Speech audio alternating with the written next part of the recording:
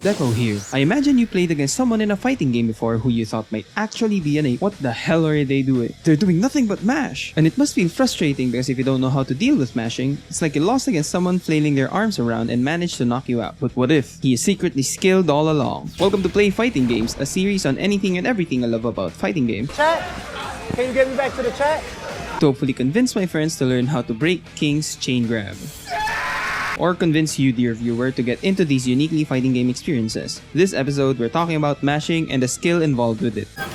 Mashing is pretty much the thoughtless monkey brain way of playing, pressing all of the buttons with little to no thought. You might remember doing something like this when you first try a fighting game out. You don't know the buttons, neither does your opponent. The results are uncertain, and unless someone figures out a button that's just better than what the other's mashing, well... Oh yeah, this... Infinite! End it!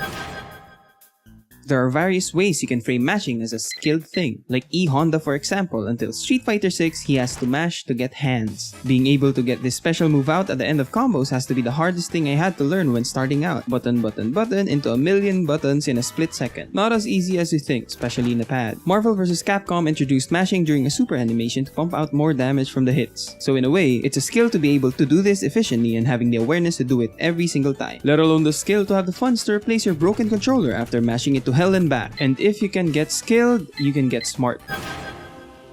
This infamous Street Fighter 4 match features someone with less technical and executional skills than his opponent, but is aware of the situations where mashing would be a good idea. Fighting game jargon alert. Abare. Abare is what people call mashing smartly, where you mash during your opponent's advantage to hopefully catch them getting greedy and pressing a slow attack. Abare. So get to mashing that like and subscribe button and remember, play fighting games.